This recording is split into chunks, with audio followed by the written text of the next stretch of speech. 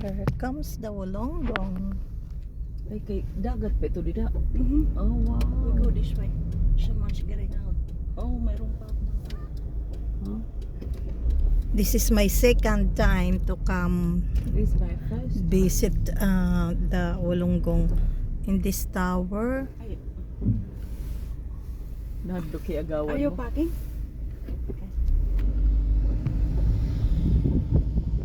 St. Anthony. Oo, sige.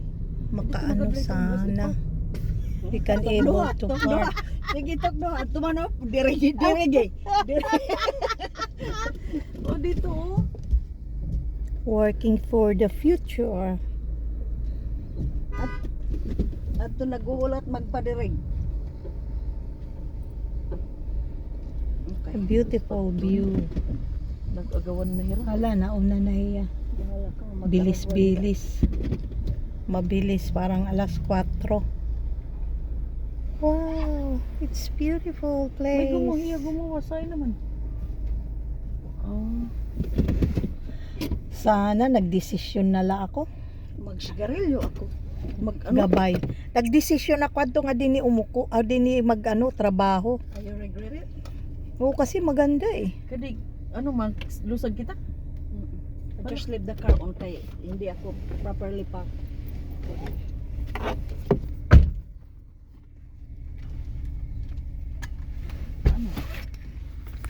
Going out. This is Wollongong. And we are in the near northern beach. Naman nga na dito ko ano. Nice scenery. Hida na pagudhibot na. Uy, picture daw ako didi. Beautiful with sunset.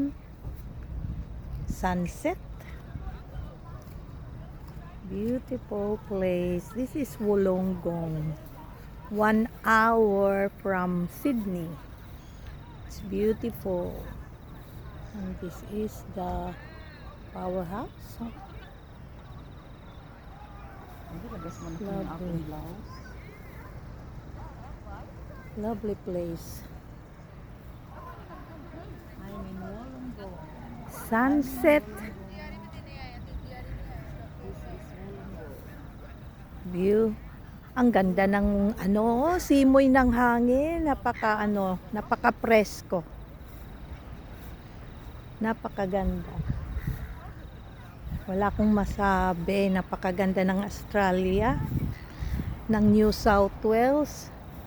Puro dagat na yan. Look at that. Ang ganda-ganda. Ito yung Wollongong. I am supposed to work here before kasi I was offered a job and but I did not accept the job here because malayo sa New South Wales, malayo sa Sydney.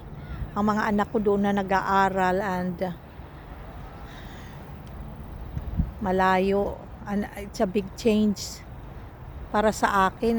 Wala naman akong kakilala dito kaya hindi ko na lang tinanggap, pero I don't know what it would be kung I accept the offer of the job and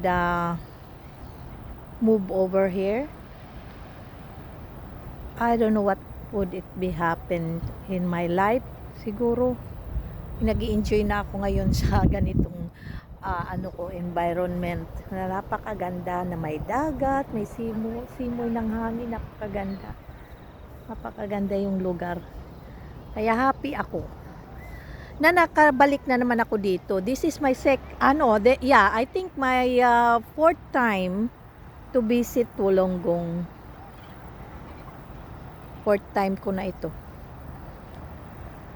Napakaaliwalas ng dagat. Ang ganda. It's so beautiful. Beautiful. Look at the sky. Napaka-calm. And the sunset. Ang ganda. Maglalakad tayo doon. Papunta doon sa bahagi na yan. Tingnan natin kung anong mayroon doon. Actually, nakarating na ako pero gabi kami pumunta dito.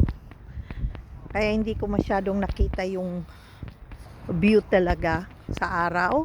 Kasi pumunta kami dito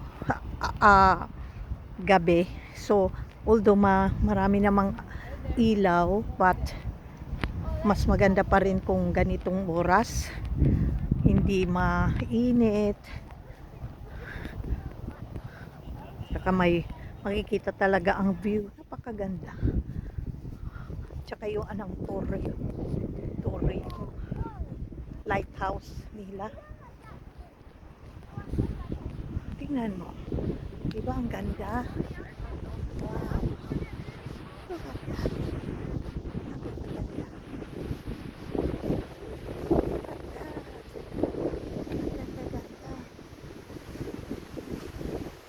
Ang ganda. Oh, look. Wow.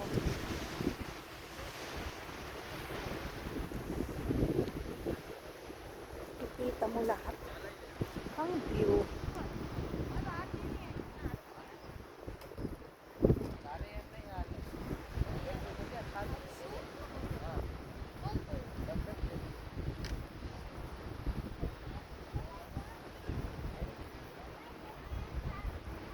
Napakaganda.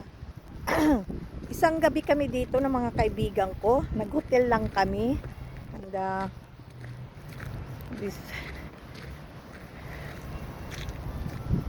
tingnan mo, wow.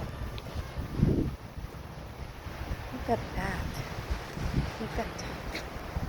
So beautiful. Ang ganda, diba? Oh, nag-ski-skiing pa. Water skiing. Look at that. Yung halo, no? Wow.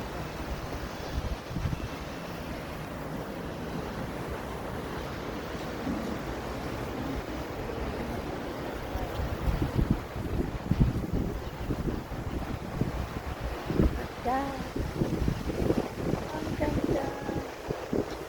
Napakaganda.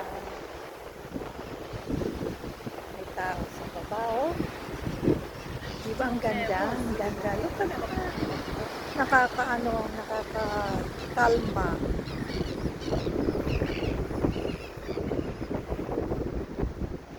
Sunset. Ang ganda ng Ang ganda ng view. Tingnan natin ha, yung sunset at saka yung kasama yung ang ganda, diba?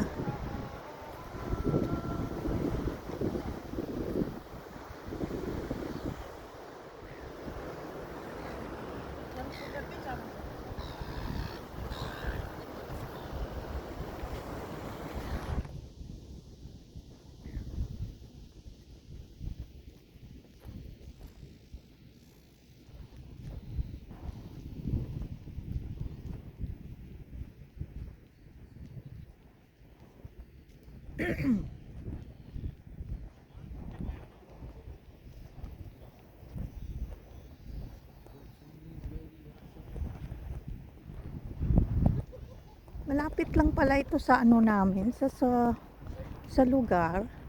Sydney, mga 1 hour and 10 minutes. Yung biyahe lang dito, pero grabe ang ganda, oh. Napakaganda ng lugar ng Golonggong. Wala akong masabi. It's beautiful.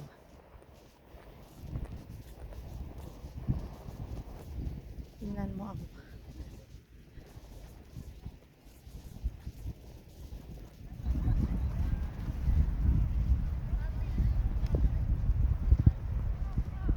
Ito yung dalawa kong friends, oh.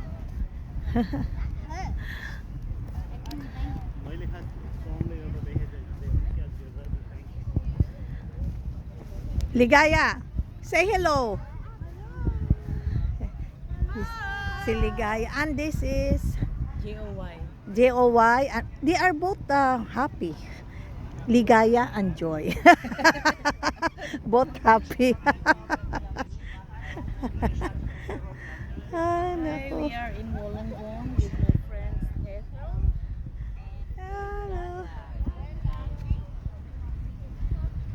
Ang ganda. So anyway, after this, we're heading for dinner. And then after dinner, we're going to Novotel Hotel to listen music. They have a live band. So we'll just have to chill out there and order some drinks just to chill out and enjoy the night. So okay, have to go. See you again.